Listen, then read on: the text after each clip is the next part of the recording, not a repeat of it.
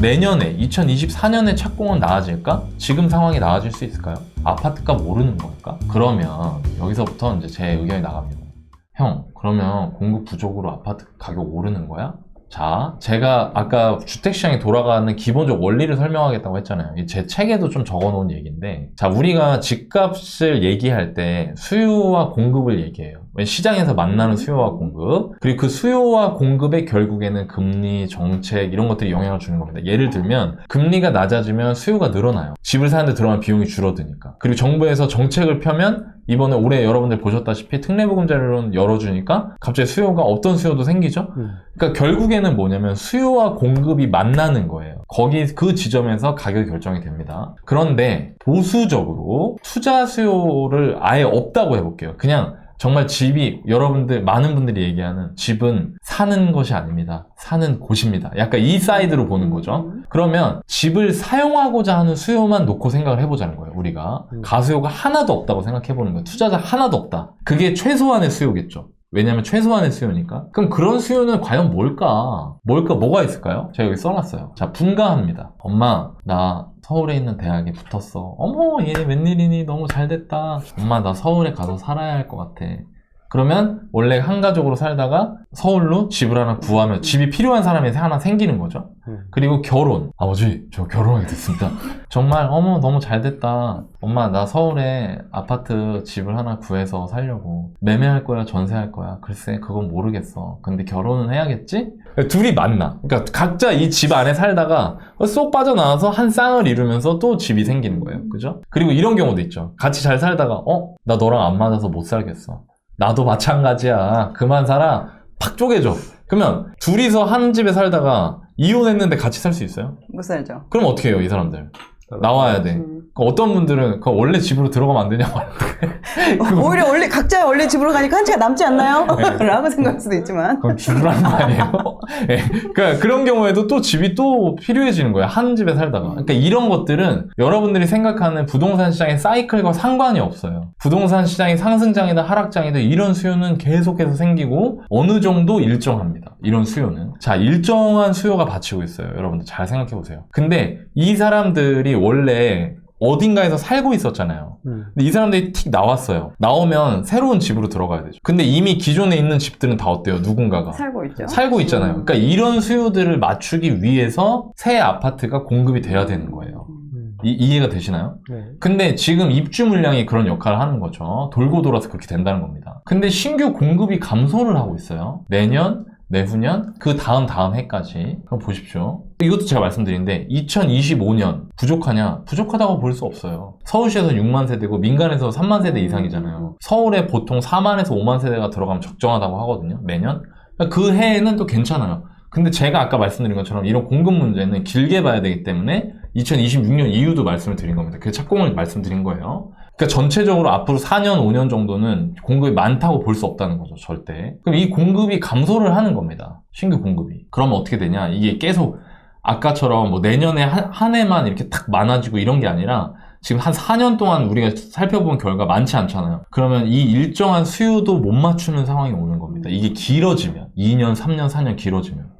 그럼 수요가 공급을 앞지르는 상황이 되겠죠? 자, 그러면 뭐야 형, 그러면 지금 집값 오른다는 거 아니야? 라고 생각하실 수 있어요. 여기서부터 제가 시장에서 느꼈던 거 말씀드리겠습니다. 그때의 분위기가 사람들이 집을 사기 싫어한다.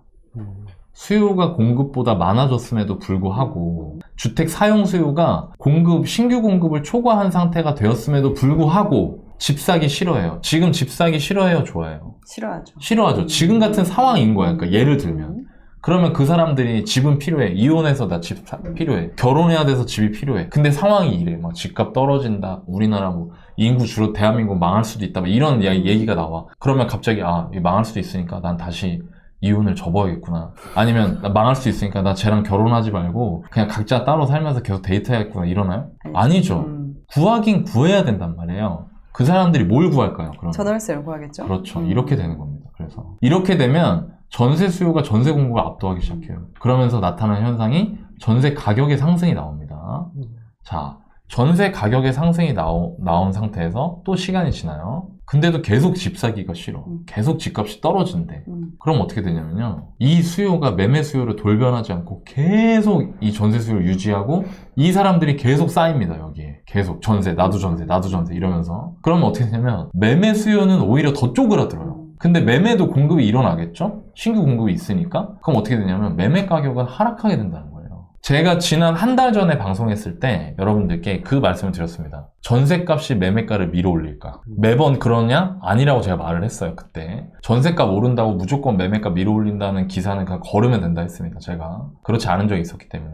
이런 게 왜 이러냐? 이런 일이 벌어질 때가 주로 매매로의 전환 비용이 높을 때 이런 일이 일어납니다. 무슨 얘기냐면 잘 보십시오. 매매가 10억이고 전세가 4억이었어요. 그래서 내가 4억 전세를 들어갔어요. 근데 전세가 올랐어. 이런 일이 벌어져서. 전세가 5억이 됐어. 2년 뒤에. 근데 집값이 떨어진 거야. 9억으로. 5억인 사람이 전세금 1억 올려주려니까 버거워. 그래서 집을 살까 봤더니 9억이야. 아직도 전환 비용이 4억이 더 필요해. 이러면 사람들이 됐어. 집값도 떨어지고 뭐하러 매매도 이렇게 비싼데 왜 매매를 해? 하면서 어떻게 되냐? 전세 한 번 더를 외친다는 겁니다.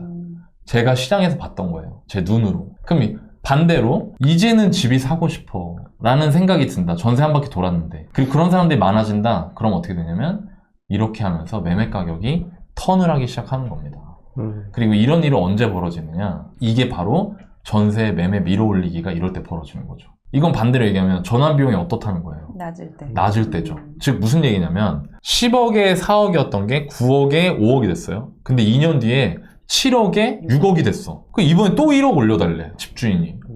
미치겠네. 근데 갑자기 부동산 사장님이 이러는 거야. 언니, 이번에 그냥 사는 게 어때? 왜요? 매매는 7억이야. 이렇게 얘기하는 거죠. 그러면 사람들이 어떠냐면요. 이거 영원히 전세값 올려주느니 그냥 1억 주고 나 여기 마음에 드는데 그냥 살까? 이런 사람들이 늘어납니다. 그렇죠. 그리고 이런 게 데이터로 나온 현상은 이때 거래량이 터져요. 이때 매매 거래량이 터집니다. 제가 항상 강조하는 건데 저는 제가 제 눈으로 본 것만 말하거든요. 이런 일이 벌어졌었어요. 실제로. 이때가 전세 매매 밀어 올리기가 일어나는 현상입니다. 이럴 때.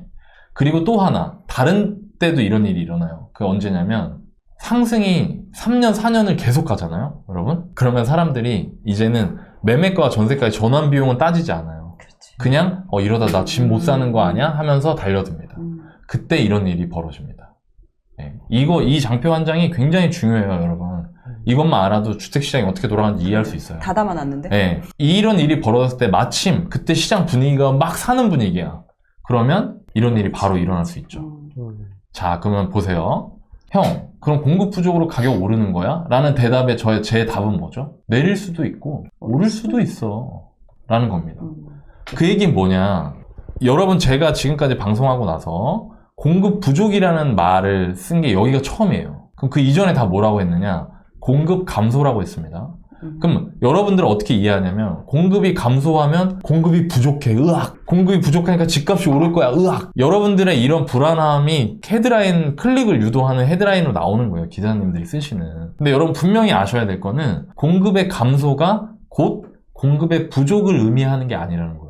공급이 감소한다고 하더라도 그때 당시 시장 상황, 시장 분위기에 따라서 공급 부족이 아니라 공급 과잉일 수도 있고요. 또 반대로 공급이 늘어난다고 하더라도 시장 분위기에 따라서 그게 부족할 수도 있습니다. 그게 언제냐면 2019년, 20년이었죠. 2019년, 20년에 수도권 공급량이 굉장히 많았음에도 불구하고 집값이 올랐어요. 왜? 수요는 더 늘었기 때문에. 왜 수요는 더 느느냐? 분위기가 안 사면 안 될 것 같은 분위기거든요. 그래서 이거를 예측할 수 없어요. 이게 그래서 제가 그리고 제가 여러분들한테 오해하시면 안 되는 게 이거를 굉장히 쉽게 구조화하기 위해서 여러분들 부동산에 대한 이해도가 아직 낮다고 생각해서 배우시는 과정이라고 생각하기 때문에 쉽게 구조화하기 위해서 전세에 영향을 주는 또 다른 주요 원인, 그게 뭐냐면 금리와 대출 환경입니다. 이게 변하지 않는다는 가정 하에 말씀을 드린 겁니다. 쉽게 얘기하면 이런 거죠. 제가 지난주에 그 방송했을 때 전세대출 DSR 얘기를 했었는데 되게 많은 분들이 제가 방송에서 말하고자 했던 요지와 다르게 이해를 하셨더라고요. 제가 설명을 잘못한 것 같아요. 근데 제가 하고 싶었던 얘기는 이겁니다. 정부에서 전세대출 DSR 규제할까? 이거였거든요. 전세대출 DSR 규제할까라는 제가 방송에 뭐라 했냐면 전세대출 DSR 규제를 말을 흘리는 거예요, 지금. 왜 흘리냐? 전세값이 오를 수도 있을 것 같아 보이는 거죠. 정부가 보기에. 이런 입주 부족이 있으니까. 이 정부도 이런 게 있으니까 자꾸 정책 자료 내는 거거든요. 아니라고. 안심시키려고. 잘 보십시오. 만약에요, 지금 DSR 규제가 전세에 있나요? 지금? 아니요, 없어요. 근데 만약에 전세가 급등을 해. 그럼 정부가 어떻게 하겠다는 거예요? DSR 규제. 묶어버릴 수도 있어요. DSR 규제 묶으면 입주는 부족한데도 전세값이 생각보다 많이 못 오를 수도 있습니다. 그러니까 이런 다양한 변수가 존재해요. 근데 이런 걸 모두 다 넣어서 미래의 전세가 어떻게 될 겁니다 라고 얘기하는 건 제 영역이 아니에요. 왜? 정부가 전세 대출 DSR 규제를 할지 안 할지 저는 모르기 때문에, 하더라도 언제 할지 저는 알 수가 없어요. 그래서 이 정도로 설명을 드리는 겁니다. 자, 오케이. 좋습니다. 제가 지난달에 방송했던 거를 간단하게 정리해 보겠습니다. 아까 제가 여기서 얘기했잖아요. 많은 분들이 착각하는 게 전세 오르면 신문기사에 나와. 모 전문가가 상승하는 전세 가격이 매매가를 밀어 올릴 수도 있다. 이런 말이 나오는데 제가 거기 여러분들이 막 불안해하지 말라고 했잖아요. 그러면서 제가 이걸 얘기했었죠. 전세가 오른다고 매매가 다 오르는 거 아니다. 그리고 그 증거가 바로 이겁니다. 이 초록색 박스를 보시면요. 이때가 파란색이 서울 매매고요. 빨간색이 서울 전세거든요. 서울 전세 오르죠. 매매 어떻게 돼요? 떨어져. 그죠? 서울 전세 오르죠. 매매 어때요? 떨어져. 이게 아까 제가 말한 케이스예요. 실제로 이런 시기가 엄연히 존재하고 이 기간 또한 짧지가 않아요. 그러니까 당연히 전세가 오르면 매매는 무조건 밀어 올려진다? 그거는 틀린 말이라는 겁니다. 전세가 올라도 매매가 떨어지던 시기가 분명히 존재하고요. 이때 벌어졌던 일이 전세 수요는 전세 공급을 압도하는데 매매 수요는 매매 공급을 따라가지 못한다. 왜? 분위기가 집 사고 싶어 하지 않아 했으니까 라는 겁니다. 즉 물량이 감소한다고 해서 집값이 무조건 오르리라는 보장은 없다는 거예요. 저 기사에 나오는 것처럼, 여러분들이 걱정하는 것처럼 물량이 감소한다고 해서 무조건 공급 부족이고 그래서 무조건 오르리라는 보장은 없어요. 매매 시장은 참여자들 분위기에 따라서 달라지고 그렇기 때문에 예측할 수가 없습니다. 저는 그래서 매매 시장을 예측하지 않습니다. 그리고 전 그게 사람이 할 수 있는 일이라고 생각하지 않습니다. 자, 그럼 정리해 볼게요. 입주 물량은 24년에 10,000세대에서 20,000세대 사이, 25년에 30,000에서 50,000세대 사이입니다. 그리고 최근 5년 평균 대비하면 이것도 많은 건 아니에요. 두 번째, 26년 이후는 확실하게 줄어듭니다. 세 번째, 지금 같은 분위기가 유지된다면, 지금처럼 매매하고 싶어 하지 않는 분위기가 유지된다면 이건 전세에 영향을 줄 거고요. 전세는 1년, 2년, 3년, 4년을 놓고 봤을 때 올라갈 겁니다. 그런데 어떤 분들은 이렇게 생각하실 수 있어요. 요즘 전세 다시 밀리던데요? 네, 맞아요. 왜? 그리고 그건 제가 저번에 설명을 드렸죠. 매매를 하려고 내놓은 매물이 안 되잖아, 매매가. 그러니까 전세로 돌리는 거야. 무슨 얘기인지 아시죠? 매매를 전세로 돌리니까 전세가 매물이 늘어나서 밀리거든요. 근데 이것도요, 긴 호흡으로 아까 제가 말씀드린 주택의 필수 수요자들이 계속 꾸준히 생산되거든요, 시장에서. 계속해서 신혼부부가 나오고 이혼부부가 나오고 분가하는 자녀들이 생긴단 말이에요. 그 사람들이 언젠가는 그 수요를 잠식합니다. 언젠가 그 수요를 다 뺏어 먹습니다. 언제까지 뺏어 먹느냐? 신규 입주 물량이 충분해질 때까지 뺏어 먹는다는 거죠. 그래서 길게 보면 전세에는 영향을 줄 거고 전세가는 제가 생각하기에 2년, 4년 뒤엔 지금보다 높을 것입니다. 네 번째, 전세가 오른다고 매매가 반드시 오른다고 할 수 없다고 했죠? 그러니까 이 얘기를 듣고 그럼 결국에 매매 오르는 거 아니야 라고 생각하시면 안 된다는 겁니다. 무슨 얘기인지 아시겠죠? 물론 줄어든 입주가 체감하는 영향을 주는 시기에 시장 분위기가 갑자기 사람들이 집을 막 사는 분위기가 되잖아요? 그럼 바뀔 수 있어요. 근데 지금 같은 분위기가 계속된다면 저는 앞으로 매매는 떨어지거나 매매가 오르지 못하는데 전세는 오르는 시장이 올 수 있다라고 보고 있습니다. 자, 분석과 해석, 그걸 통한 패턴 파악은 제가 지금까지 말씀드린 것처럼 가능하지만 시기까지 특정하는 정확한 예측은 불가능해요. 제가 이 얘기를 왜 하냐면 여러분들한테 오늘 제가 이거는 진짜 제 마음을 담아서 얘기를 하고 싶습니다. 왜? 요즘 들어서 더 이런 자료나 콘텐츠들이 되게 심해요. 전망에 대한 게. 그리고 그거에 따라서 일희일비 하시는 분들이 너무 많아요. 제가 보고 느꼈던 거를 그대로 말씀을 드려볼게요. 자, 2021년, 22년에 엄청난 폭등이 왔죠. 기억나시나요? 네. 그 전에 어떤 사람이 폭등을 예측했습니다. 근데 그 폭등의 가장 주요한 원인은 지나고 보니까 말할 수 있지만 코로나였어요. 코로나로 인한 돈풀기였죠. 코로나를 예측했다는 얘기인가요? 그러면? 그거는 불가능한 거예요. 그리고 또 하나, 올해 같은 경우에도요, 집값이 계속 내렸죠. 계속 내리다가 올라갔죠. 올라갔는데 그 가장 중요한 역할을 했던 게 저는 특례보금자리론이라고 생각하거든요. 특례보금자리론 나올 걸 예측했던 사람이 있을까요? 없어요. 그러니까 무슨 얘기냐면 여러분, 1년, 2년을 자꾸 내다보려고 하는 거는 불가능하다는 거예요. 그런 거를 다 맞출 수 있는 사람은 세상에 존재하지 않는다는 겁니다. 그래서 저는 긴 방향성은 언급할 수 있지만 5년 뒤, 10년 뒤에는 어떨 것 같다. 이건 할 수 있지만 내년에 어떨 것 같아요. 내후년에 어떨 것 같아요. 이거는 저는 믿지 않습니다. 개인적으로.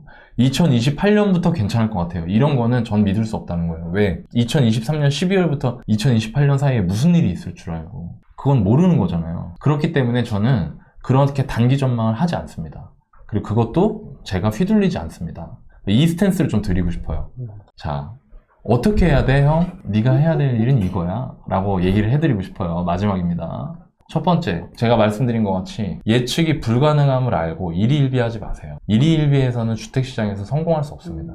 두 번째, 변수가 아닌 가격에 집중하라. 제가 이 얘기를 했는데 여러분들이 잘 정확하게 이해가 안 되시는 것 같아서 조금 더 구체적으로 설명드리면, 많은 사람들이 이렇게 생각해요. 서울 아파트 입주 물량이 이 정도라면 집값이 어떻게 변화할까? 이렇게 생각해요. 구조가. 즉, 이거 변수예요, 결과예요? 변수잖아요. 맞아요. 우리한테 중요한 건 뭐예요? 너 그래서 네 그 아파트 얼마에 샀는데?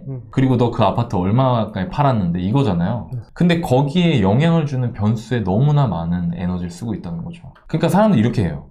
야, 아파트 입주 물량이 이 정도니까 가격이 오르겠지. 이렇게 생각하거든요.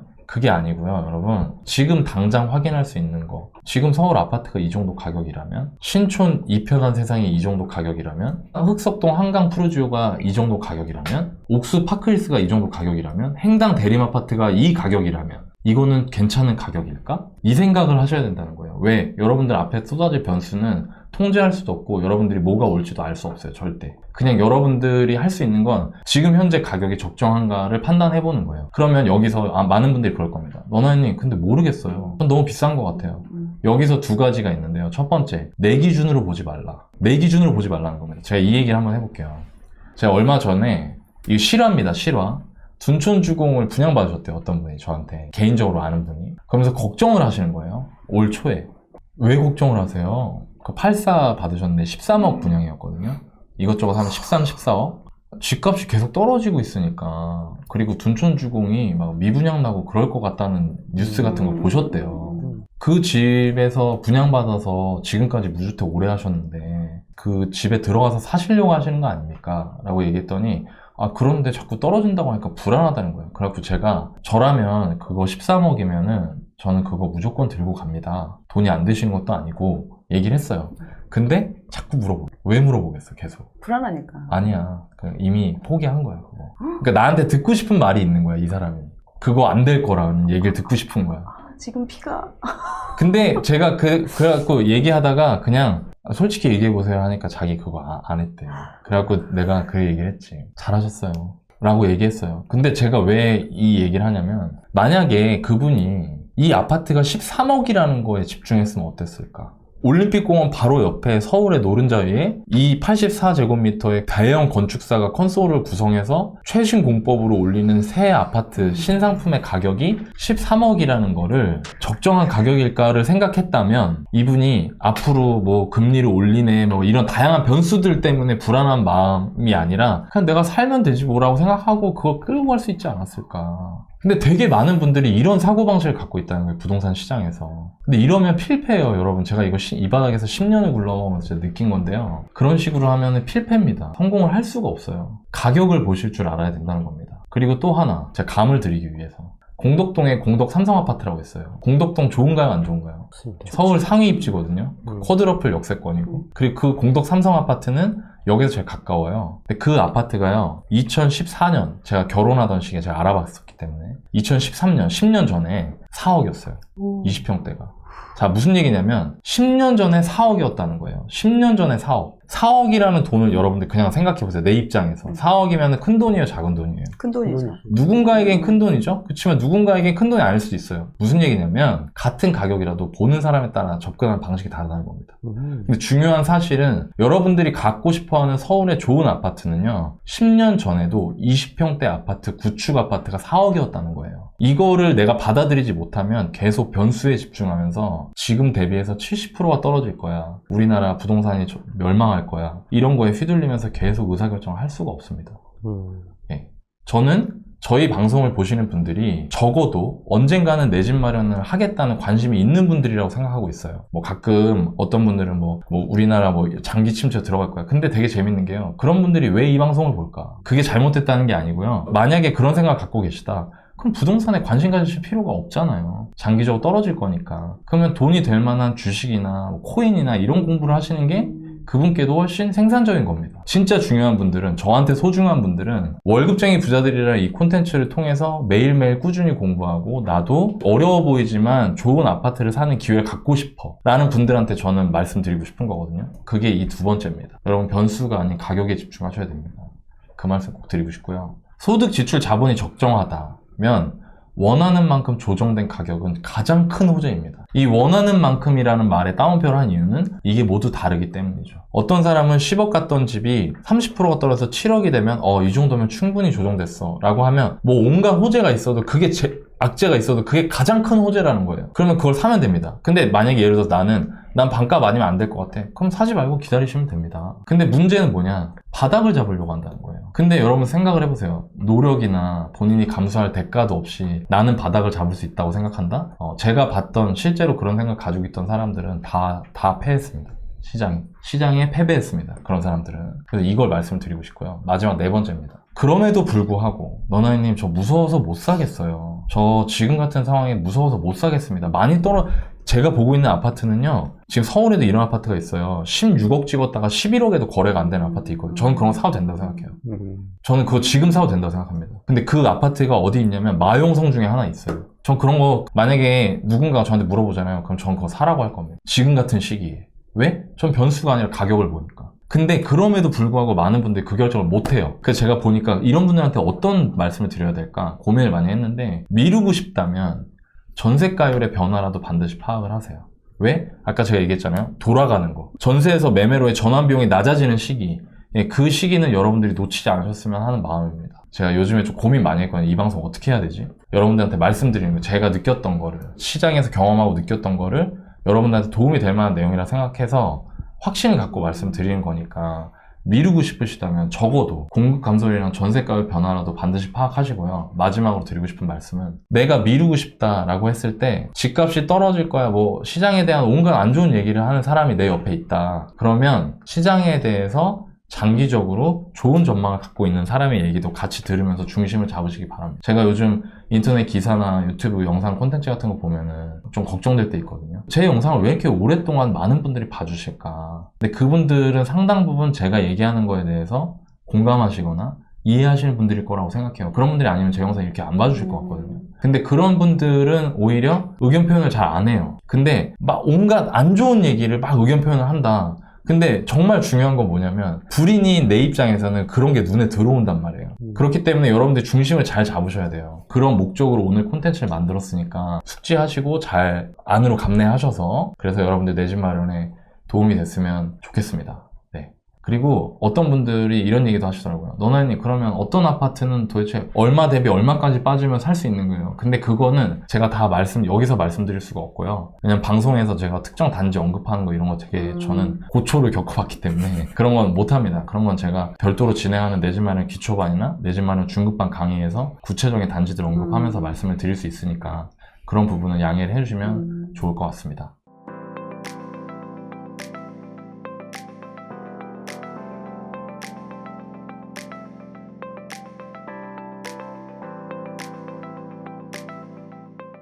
네, 오늘 준비된 내용은 여기까지입니다. 와. 끝. 너나이님이 그 독감에 걸리셨어가지고 거의 맞아요. 3일 동안 누워 계셨어요. 근데 그 와중에도 또 이렇게 또 양질의 콘텐츠를 또 준비해 주신 우리 너나이님께 진짜 여러분 좋아요를 눌러주십시오. 네, 너나이님께 좋아요를 눌러주시고 이 영상을 보신 분, 갑자기? 그리고 또 이제 댓글 응원 댓글 많이 주시면 이제 너나이님 또 힘이 나고, 아마 그런 여러분의 좋아요와 이런 응원의 댓글이 너나이님이 지쳐서 아니면 아파서 누워있을 때 벌떡 일으키게 하는 그런 응원이 되니까요. 네, 여러분 좋아요와 응원 댓글 많이 많이 남겨주십시오. 진짜 누워있는데 이거 내가 방송 이거 할 수 있을까? 머리가 빙빙 돌더라고요. 근데 댓글을 봤더니 해야겠다. 요즘 독감 또 엄청 독하거든요. 조심해야 돼요, 우리 용기. 고마워요. 하여튼 그렇습니다. 네, 좋습니다. 내 집 마련 기초반 듣고 3주 만에 서울 방 3개 화장실 하나 내 집 마련 성공했습니다. 4억대로. 아, 이거는 제가 갚아야 돼요. 너나이님한테 갚아야 돼. 만나게 해주세요.